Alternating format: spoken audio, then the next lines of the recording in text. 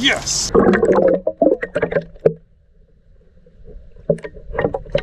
They're gonna want to be in this connected water with a large hunting range, with grass beds here. Is that gonna be your spot for the rest of the day? I think it's because of the shade. Yeah, that one's at least 17. One behind it, I bet it's like 18.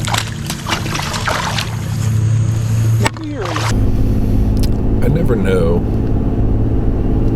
when I leave home to run north into Pennsylvania. Like I stopped deciding the night before, days before. I don't have a plan, and it just sort of comes to me as I'm driving. And I don't know yet. You know, I'm 3 minutes from home, and I got no clue where I'm going. I wouldn't mind a Susquehanna run. It seems like I'm just not on that river as much as Juniata here lately, last couple years. I like the Juniata size. But man, Susquehanna has a lot of big fish. And I'm thinking about, you know, hopping from island tip to island tip. I'm trying to think of what other patterns are exciting to me. I'd like to find a grass bed, like some of the ones I found on the Juniata that just has them loaded in there.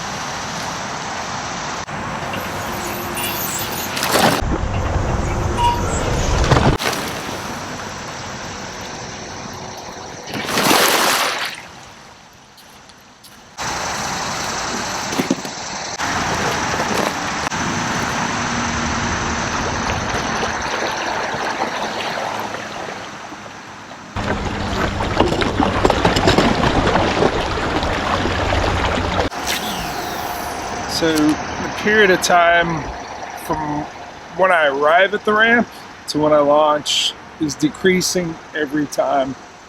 I went a long time without a trailer. I actually used to have an old Malone trailer, and we might be working with Malone to put our rock and rollers on their trailers. We'll see. But it's just, it gives you fishing time back to not have to take it off the vehicle and rig it and carry things back and forth, you know, carry your motor and battery down and then carry your rods and paddle down and then carry, I mean, you do so many different trips because you can't just, at least you shouldn't, just plunk yourself and your vehicle on the boat ramp and just make everyone wait, which I don't, and the landing gear helps with that for sure, but even the landing gear is another step that, like, I don't have to worry about anymore because, man, the landing gear is the trailer. So I'm starting the day from the Baby Jack and Gold Shiner with that 4-inch redfish toad diesel minnow, and I'm starting the day going downstream. I fish better moving upstream, so I kind of want to have this launch point somewhere. Well, I want it at the end of the day with me coming back down, but I'm going to go down, get to the other side, go up, do a big loop. The jackhammer, the Baby Jack, is a good option for where I'm at because there's a lot of grass, and these fish, especially as the sun comes up, which it's already up a good bit, the current's going this way, the grass is like this, and the fish tuck right up underneath it. So they don't have a direct line of sight on, you know, baits that are going by. And quiet baits get missed. So making some noise with that blade is a good thing. It lets them know, hey, there is something out there. It's shallow enough. I need the paddle instead of the motor. Definitely saw one rise here for probably coming up to the dragonfly. If I anchor it, just wade into this area. All right, I waded the whole thing all the way down there. Started up there, fished the water above it. Goose egg, nothing. Why?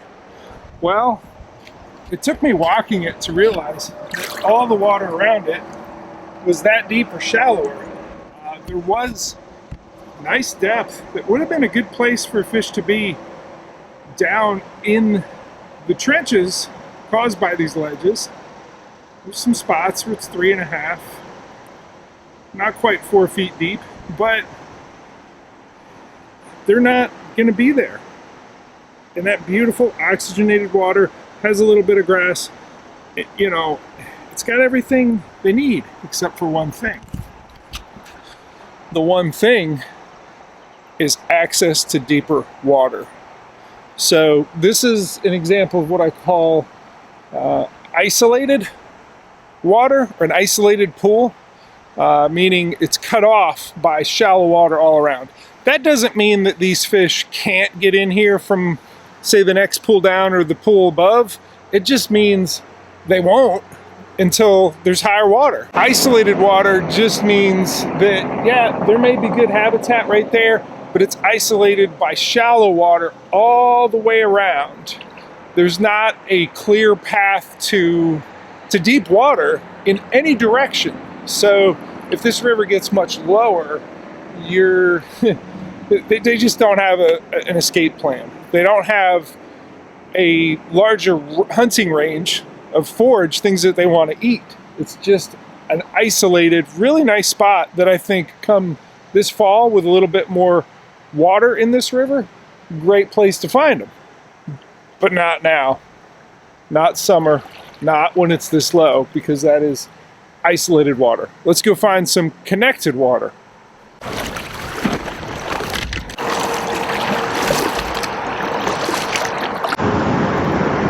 Okay, this is some deeper water. Nice rock in the middle of a bunch of current. Got the first one on mid-jack. Sorry, that took a while. A little more depth, reasonable current, and grass. Looks good to me. It at least looks like it's worth investigating, taking some casts with the billy goat. Right on the upstream side of that ledge is probably one of the juicier places you could put a cast this time of year. And alright, a little bit deeper water, above where I just dragged through. And, this is push water right above a ledge. Well, less of a ledge, more of a gravel bar, but it's got elements of both gravel and rock. Yeah, I don't think you were getting off there, bud. Got the first one in. Identified a spot that I actually had a bunch of fish follow it out. So I'm going to circle back with an automatic eat bait, the 4-inch scented jerk shad. Why? Well, I saw a bunch of fish in there. So you don't need as much drawing power. You don't need to find out where the fish are. I found them. Now I just want to catch them. And the thing I know is going to catch them is that little minnow. So I'm going to motor around and fish this whole nice big pool. No like crazy deep water, but lots 2.5 and examples of like 4, maybe 4.5 foot deep water. So I just had one bite right here on the baby jack. but he didn't fully take it. He tested it, which is so typical of pressured fish. So this is shallow here, but it is connected. There's good deep water right above it, and yeah, they'll sit in the shallow stuff as long as they can do 2 tail swishes and being deep, and they're secure. Goodness gracious, I hope I land this guy. He's jumped once. He's huge, big fish. Nice. Please stay hooked. Please stay on that. Oh, yes, nice. Yes. It has not been a productive day so far. This is the first good fish I got, and it took working this entire connected pool and finding the deeper water. He was in the middle of all of it, in the deepest water available. Let's take a look at how big he is. I'm gonna let him breathe here for a minute, get that death grip on him. Dip the board. Boy, his jump was fantastic. It's a really good jump, dude. Maybe I got overly excited. It's an 18, and I thought, just because I hadn't seen anything his size, he's a little over 18. I bet you, can you go to 18 and a quarter? Yes, you can. Yeah, so 18 and a quarter incher on the baby jack after searching this whole big connected water area. So let's go ahead and let this guy go, and then I'm gonna fish that a little bit more. 18 and a quarter, let him back in.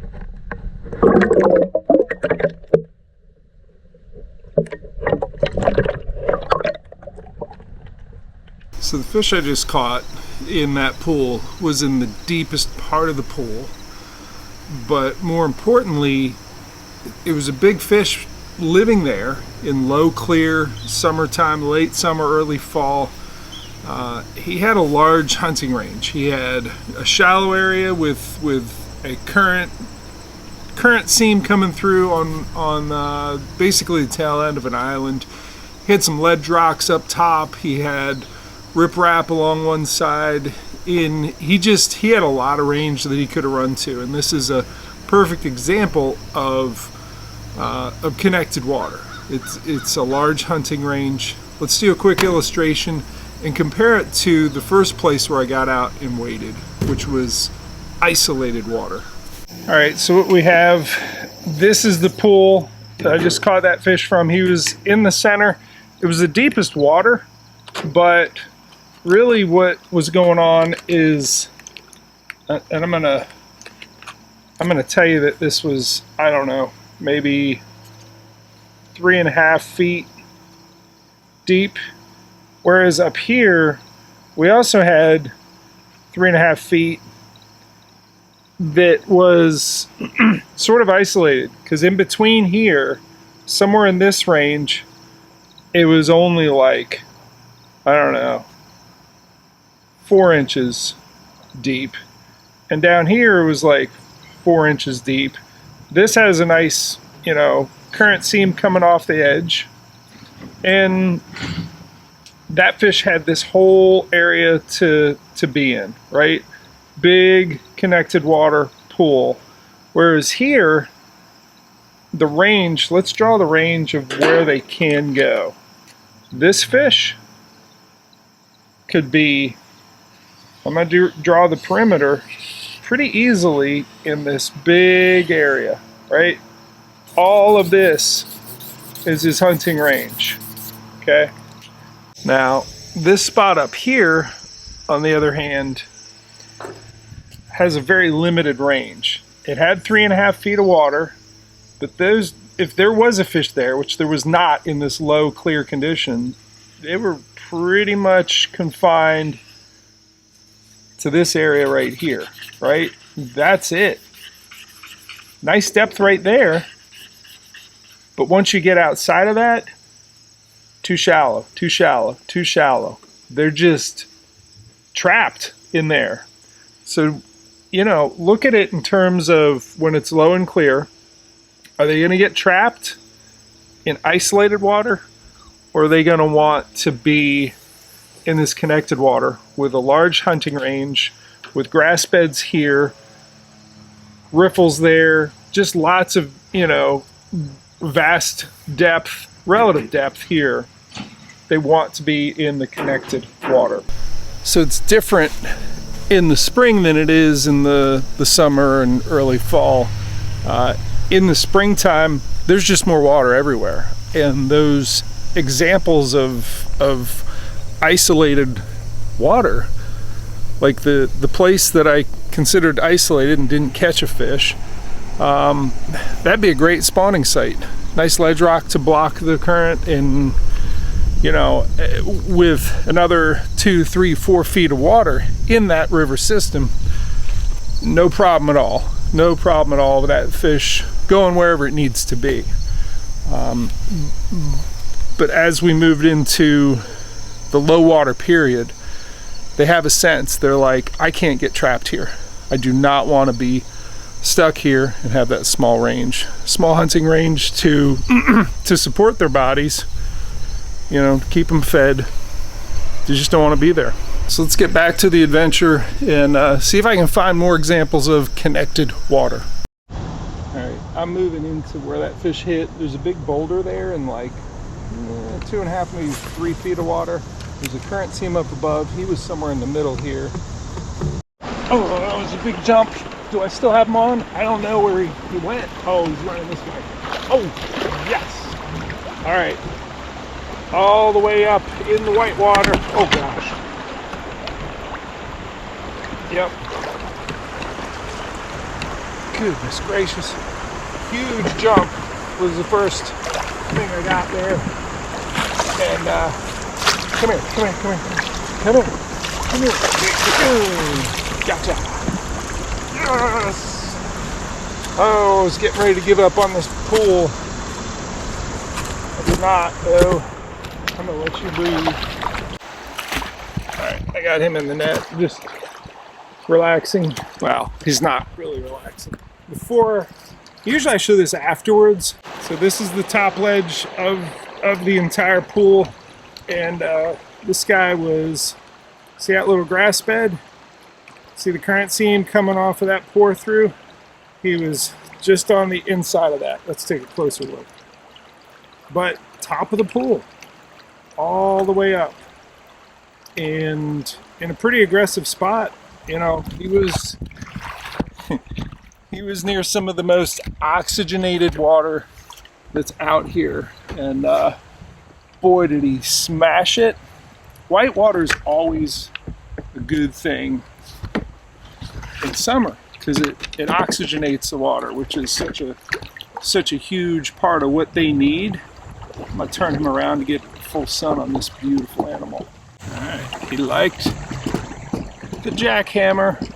Nope, it's the baby jack. He liked the baby. Yep.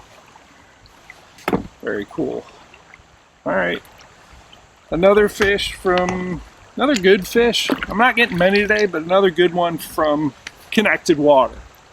You know, this fish can go, I bet, half a mile, maybe even more further down. So nice 17.5 incher. Let's let him go. You were a really good jumper. You jumped extremely well. Good job. See you, guy. Soon. See him. I see you. Now you're going to go under it? Okay, watch out for the motor.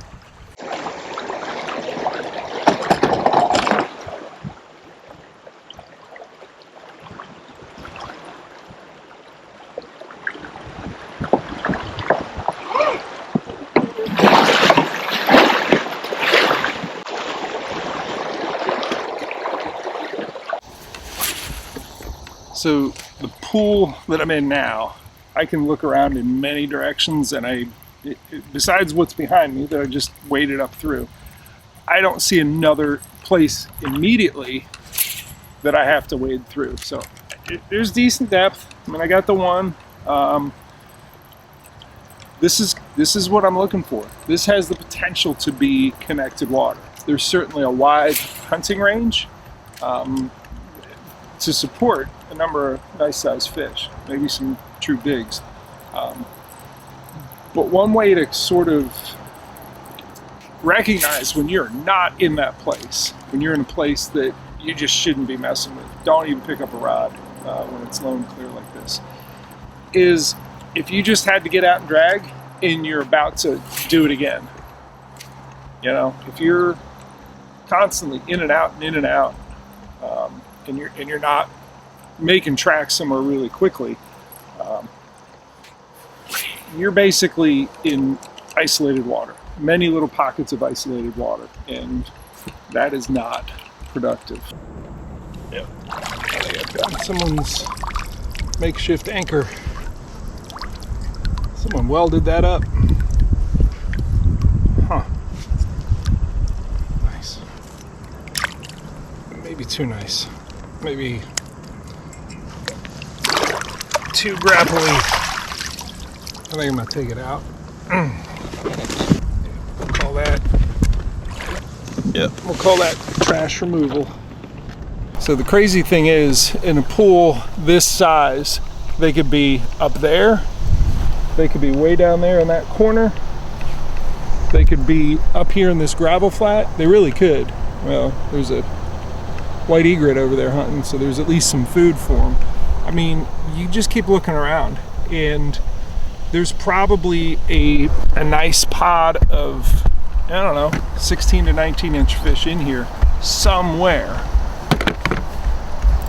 And they're not in 98.6% of the water. They're in that tiny little amount that's tucked away. Sometimes it's shade. I'm heading over to shade.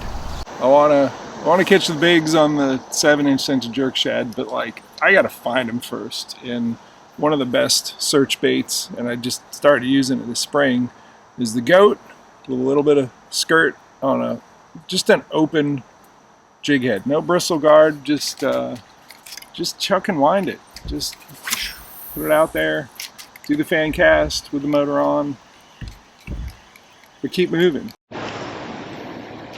Yeah, this is probably the biggest ledge that I've seen so far today. Let's drop down and fish below it.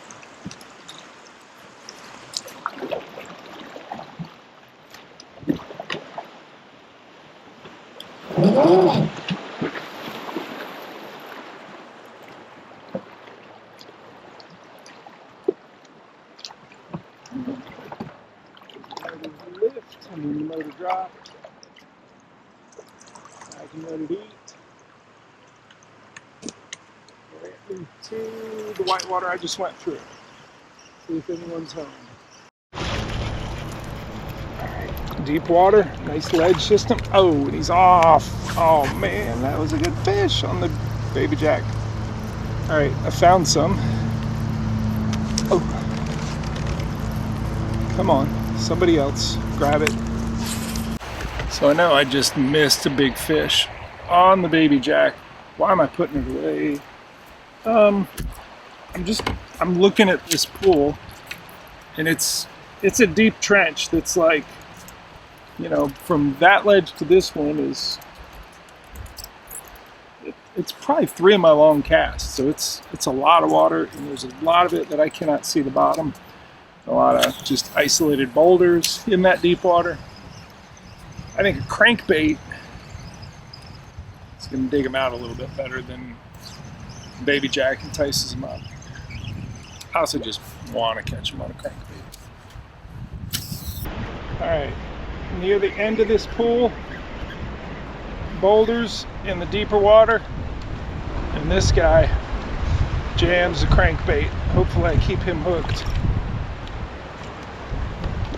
It's on that quad hook, which is kind of hard to shake, but it's also all you've got. So it's a good sized fish. Very nice. Like the crayfish, crankbait. I'm wearing them out. Man. Good one. Good one in the net. Nice. He's still in the net. I'm just moving with the motor. Let him recover. The crankbait's still in him. Let's go ahead and lift him up here and get it out of his face. Hi. Hi, fishy. You got your spines out. I don't blame you. Take that out of you. Out of your jaw. I use 17 and change.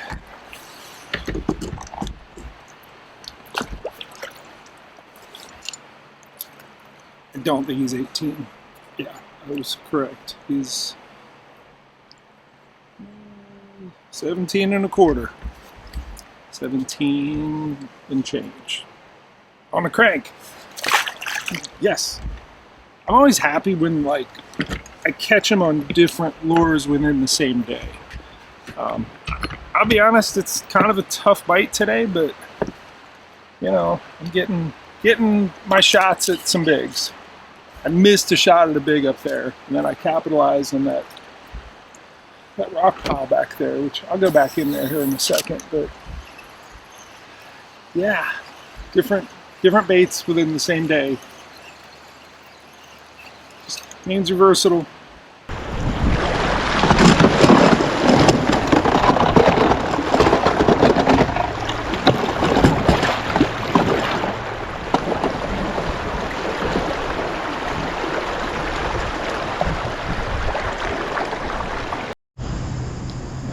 Arrived here at a creek mouth, and it's a pretty sizable one. I think I may run up it in hopes that I don't know, these fish are up in there and some shade and some cooler water. We got shade, good shade depth, and a log jam, and yeah, there's a nice smallmouth. It is a little bit cooler. Oh man, that anchor I got just snagged my net. Alright, I got the 4-inch scented jerk shad because I was like, there is a fish there, and I wanted that automatic eat bait to go in there because it was like, there can't not be a fish there.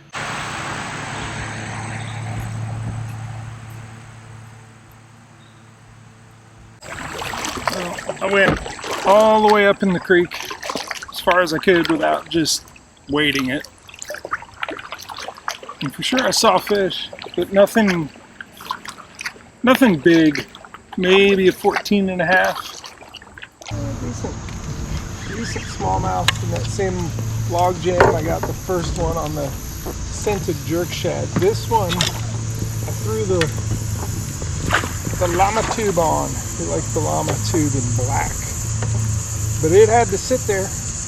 Had to sit and sit and sit. And then sit.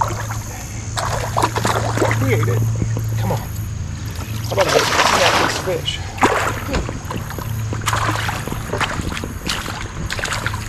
Alright, I got this llama tube in the roof of the mouth. And you know, I just figure on the way out, I showed him the scented jerk shad. Might as well give him a different look. Got the little tube out. Gotta let this guy go back in. I'll dip him real quick and see. You know, I think I was seeing 14 and a half inch fish in here, and this one is that exactly, 14 and a half. So is that worth coming in the creek? Probably not, but you never know. Sometimes the creek is cooler and they crowd up in cooler water in summertime. Okay, yeah, maybe I need to eat my words on this just being a small fish move. Got a nice one on, again on the tube, right back in that log jam. Oh, you have an even bigger one with you. Yep, Alright, there's some good fish in the creek. I think it's because of the shade. Yeah, that one's at least 17. One behind it, I bet it's like 18. Maybe you're 18. I don't mean to offend you, calling you something smaller than you are. Nice. Got an adult on the llama tube. Nice. Is your friend still around? Would he like to play? Let's see what he is.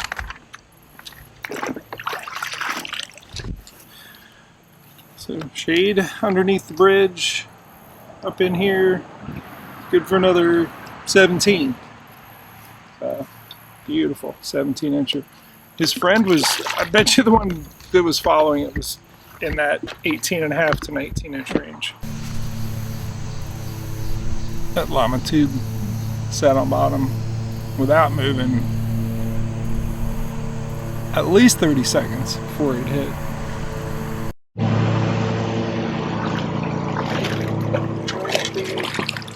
Big mouth, man. Every time I go for that net, stupid flying grabs it.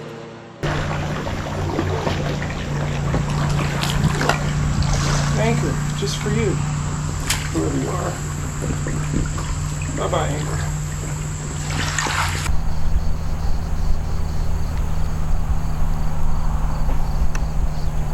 It's like, I'm gonna make it onto your boat. Yeah, that's what you're trying to do, aren't you? Sorry, no free rides.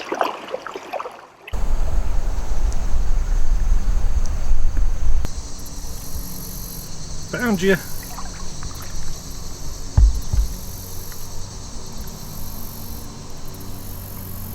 that gonna be your spot for the rest of the day?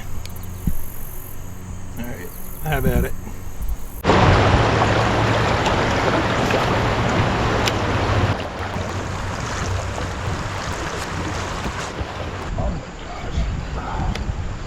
Yep, that's a good one. Just keep cranking and winding with the jack, the baby jack. Oh man, you're gonna take me down these rapids? Everything's going wrong.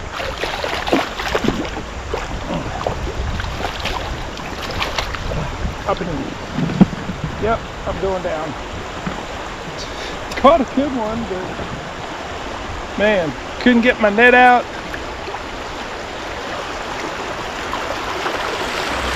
Had to take this one for a ride down into the next pool. So lots of ledges and trenches that, you know, they all have potential. You know, you have a little bit of depth and you think, yep, I bet you there's one in there, and 1 out of 63 casts, you get a bite. And this one's 17. Another nice 17. See you, guy. So, because we have a mountain, we have a whole lot of ledges running across the river right here. We're going to cross as many current seams as possible with the baby jack.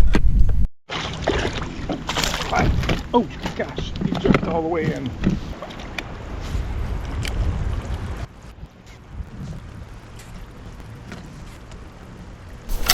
These have been some beautiful ledges and trenches. I just cannot fathom that I'm not just smashing them in here. Good depth, digging around with a crankbait in between, and nothing. Let's grind. Let's get over to some grass islands, or I don't know, figure something else out. On this side. Yep. Relax. I'll get you back in your trench in just a moment. Alright, so as we go into the evening, I'm jumping back to the top water. I'm going to be fishing, I think, a little more shallower areas. than I was with the crankbait. Both the crankbait and the billy goat have been fished today on the Judge, the spinning rod version of the Judge, medium heavy. Just casts very well, fights the fish very well. I lose very few fish on the Judge. Crankbait, chatterbait, pretty much anything that's a moving bait. This was pretty cool. I missed one on topwater. I went back in because I said, yeah, there's a good fish in there. It just behaved like, yep, a large one. And the follow-up bait that I grabbed was whatever my arm reached back and got. And it was the goat. I swam the goat through there a bunch of times and got one. I think that's probably the same fish. There's a tight little spot. So his first swat was on the white billy goat on the surface, but the follow-up bait was a regular goat. Just swam through the middle of the water column. Nice green pumpkin. Yep. What do you think that was? Some crayfish. Yep. That's what it looks like. See you, guy. That was it. That was the current scene where he hit the billy goat. They missed it. I don't think they missed. I think they just test. This is a test. See if you're real food. Okay. Still at the bottom end of the ledges, throwing the billy goat. This guy latches onto it. Pretty good fish. It's so fun having them do it on surface. Get in there. Man, I almost don't care what size it is when you catch them on top water. See you guys. I'm gonna go ahead and do the wrap up early. I might catch a few more on the billy goat on the way back, but let's look at how we caught them. It was kind of a grind. Like, it was one here, one there. I never got into a spot where I just hammered like 2 or 3 of them in a row. I did mark a spot where I got the 18 and like a 17 and a half. I put waypoints down, but I caught most fish on the jackhammer, or the baby jack, because that's what I threw the most. But I caught things on a little bit of everything. Caught a decent one, caught two fish, 2 or 3 fish on the llama tubes. Here at the end of the day, catching them on the billy goat. What else? I never caught any on the scented jerk shad, the big one. I caught them on the tiny one, and then crankbait fish. Like, I made crankbait work. So kind of a weird day. Without a single standout pattern that was just like, yep, that's what they were all doing. They were doing a little bit of whatever. And this river's like that sometimes. And you just gotta be versatile, change gears, try something different, and just know that they're out here. They are out here. Thanks for watching.